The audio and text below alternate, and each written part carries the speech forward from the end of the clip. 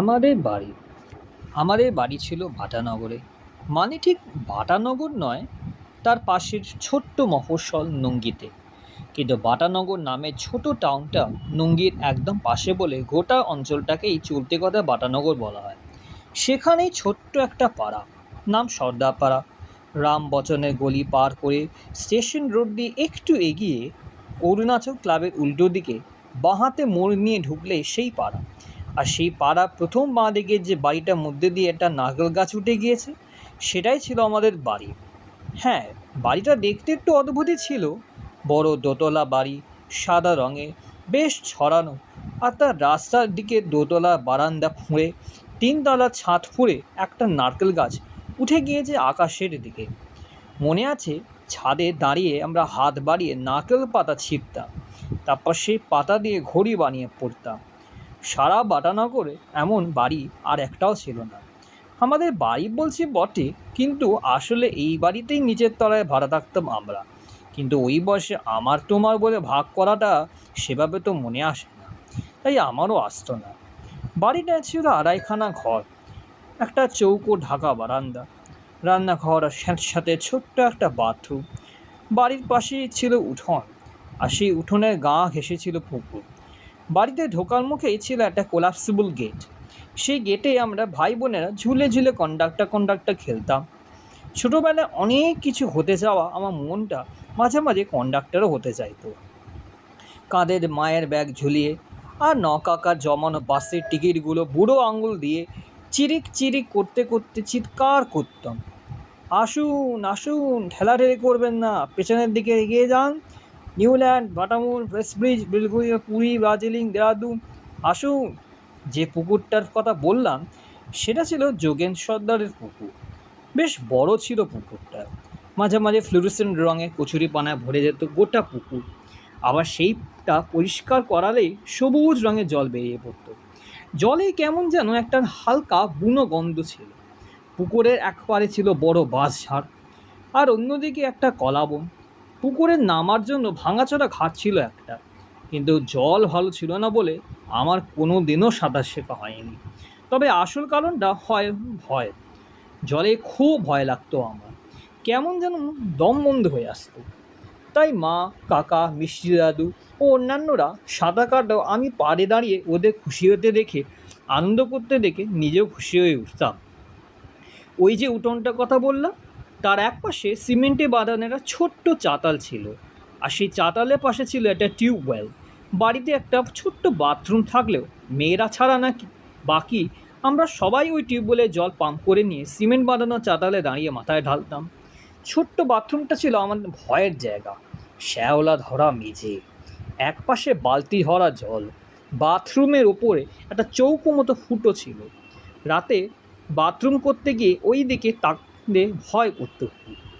বাবা যে উত্তম কুমারের বিকেলে ভোরের পুর সিনেমার ভূতের গল্পের অংশটা বলেছিল, খালি মনে হতো ওই চৌকো দিয়ে অমন একটা কালো লোমশ হাত বেরিয়ে আসবে আমাকে ধরতে। এছাড়াও ছিল নিশির ভয়। আমাদের বলা হতো রাতে নাকি নিশি এসে নাম ধরে ডাকে, 3 বার ডাকে, আর সেই ডাকে যদি কেউ সাড়া দিয়েছে ব্যাস, তাহলে নিশি তাকে নিয়ে চলে যায়। রাতে শোয়ার সময় আমার মনে হতো যেই ডাকুক আমি বাবা কাউকে সাড়া দেবো না।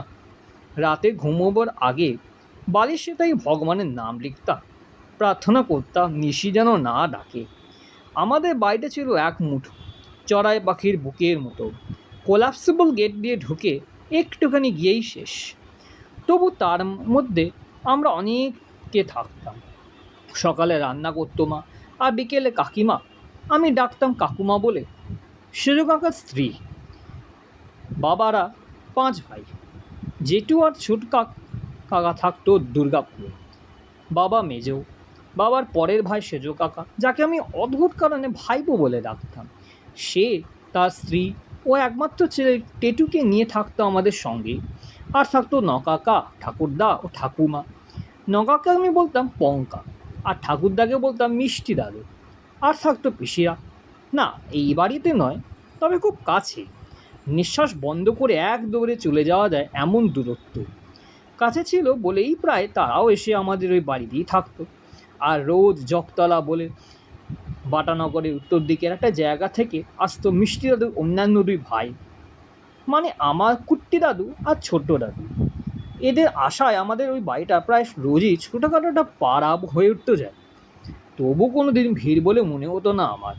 সন্ধে হলেই যখন লোডশেডিং হতো, বাবা আমাদের নিয়ে বসতো সেই উঠোনটায়। চাঁদের আলোয় মাদুর বেঁধে বসতাম আমরা সবাই। বাড়িওয়ালা জেঠু আর জেঠুর স্ত্রী, যাকে আমি মাম্মাম বলতাম, তাদের ছেলে শঙ্করদা আর মেয়ে সমাধিও এসে যোগ দিত সে জমায়েতে। বাবা নেপাল থেকে একটা টেপ রেকর্ডার কিনে এনেছিল, ন্যাশনাল প্যানাসনিকের। ছোট্ট মফস্বল শহরে এসেছিল এক আশ্চর্যের জিনিস। সেই রেকর্ডারে গান রেকর্ড করা হতো। নকাকা মানে আমার পঙ্কা বাজাতো হারমোনিয়াম, আর সমাধি গাইতো গান। আমার পিস্তুত দিদি বুইদিও গলা মেলাতো, আর আমার খুঁড়তো ভাই টেটুও কিছু পরে ওর সেই 5-6 বছর বয়সে নিজের উচ্চারণে যোগ দিত গানে। একটা গান ছিল, আমি কান পেতে রই। এই গানটায় কী ছিল কে জানে। কঙ্কা বা সমাধি গানের ধরলেই কিসের যে একটা কষ্ট হতো আমার। মনে হতো বুকের মধ্যে আচমকা কেমন যেন একটা কুয়াশা নেমে এলো, কেমন যেন বাতাস কমে এলো চারিদিকে। গলার ভেতর কিসের যেন একটা ব্যথা। আমি আজও জানি না সেই 8-9 বছর বয়সে আমার কেন এমন হতো, বা আজ এই মধ্য 40-এ এসেও ওই গানটা শুনলে কেমন এমন হয়। কিন্তু গানটা অমন জমায়েত প্রায় হইতো, আর আমি প্রাণপণে মাথা নিচু করে বসে থাকতাম, যাতে কেউ আমার চোখের জল দেখতে না পায়। এমনিতেই কষ্টের গল্প শুনলে বা সিনেমা দেখলে আমি কাঁদি বলে ভাই বোনেরা খেপাতো আমায়। সেখানে যদি দেখতো গান শুনে এমন হচ্ছে, তাহলে আর মান সম্মান বাকি থাকতো না কিছু।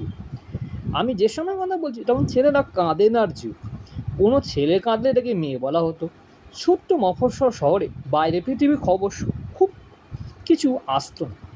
জেন্ডার বায়াসনেস ছিল খুব। কাজকর্ম থেকে ইমোশন সব কিছুই ছেলে আর মেয়ে এই দুই ভাগে ভাগ করা থাকতো। আমরা তখন বুঝতাম না যে মেয়েদের সহ্য গুণ, ধৈর্য আর সাহস ছেলেদের থেকে অনেক অনেক বেশি।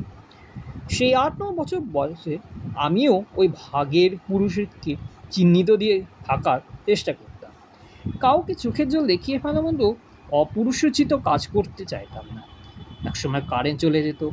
ছোট পাড়ায় সন্ধ্যা আকাশটা তারা মতো পুটপুট করে জ্বলে উঠতো আলো। আমাদের গান কবিতা আসর ভেঙে যেত, কিন্তু ওই গান, ওই সুর মনের মধ্যে গুনগুন করে বেজেই চলত। সারা সন্ধে পেরিয়ে রাত পেরিয়ে সেই গান খুব মৃদু আর লাজুক স্বরে আমার মধ্যে বাজত। খেতে বসে কেন জানি না কষ্ট হতো। মা বকতো, রাতে বাবার পাশে শুয়েও ঘুম আসতো না। বিছানার পাশে জানলা খোলা থাকতো রাতে, জানলার পাশে সেই উঠোন, আর তার পাশে সবুজ জলের পুকুর। সেই পুকুর থেকে ভেসে আসতো হাওয়া। জানলা দিয়ে ঝকঝকে আকাশ দেখতাম। দেখতাম কালপুরুষ ধীরে ধীরে সরে যাচ্ছে আকাশে। মিষ্টি দাদু কালপুরুষ চিনিয়েছিল আমাদের। ধনুক নিয়ে দাঁড়িয়ে আছে একটা লোক, কোমরে আবার বেল্ট, পায়ের কাছে কুকুর, লুপধক। সেই কালপুরুষের দিকে তাকিয়ে ভাবতাম, সেও কি কান পেতে রয়েছে। তখন কখন যে ঘুমিয়ে পড়তাম। ঠিক সকাল 7টায় উঠিয়ে দিত মা। ব্রাশের পেস্ট নিয়ে দাঁড়াতাম উঠোনে। আকাশ নীল, কালপুরুষ নেই, কিন্তু জানতাম আলোর ওদিকে সে আছে কোথাও, কান পেতে দাঁড়িয়ে আছে একা। বড় হওয়ার পর বুঝেছি এমন কত মানুষই যে অন্যের মানুষের জন্য আলোর অন্যদিকে নিভৃতে দাঁড়িয়ে থাকে, কান পেতে রয়। শঙ্করদা ছিল খুব দুষ্টু। দোতলার থেকে দাঁত ব্রাশ করে আমার মাথায় জল ঢালতো, আর ওতেই আমার হাড় ভাঙত। হাত ভেজা হয়ে দাঁড়িয়ে অক্ষম আক্রোশে হাত পা ছুটতাম আমি। শঙ্করদা সহ সবাই হাসতো আমার দেখে। শুধু সমাধি রাগ করতো শঙ্করদার ওপর, বারণ করতে তো এমন করতে। নিচে নেমে এসে আমার মাথায় হাত ঝিয়ে বলতো, ও বাজে ছেলে রাজা, তুই ওকে একদম পাত্তা দিবি না। এই সমাধি ছিল আমার মতো সমস্ত দুর্বলদের একমাত্র ভরসা, মাঝ সমুদ্রের একমাত্র কাঠ। কিন্তু ওইখান থেকে শুরু হয়ে যেত দিন। মিষ্টি দাদুর বাজার যাওয়া, মায়ের রান্নার তোড়জোড়, বাবার অফিসে বেরোবো তারা, আমাদের স্কুলে যাওয়ার আগে রুটিন দেখে বই কাছানো, আরও কত কী।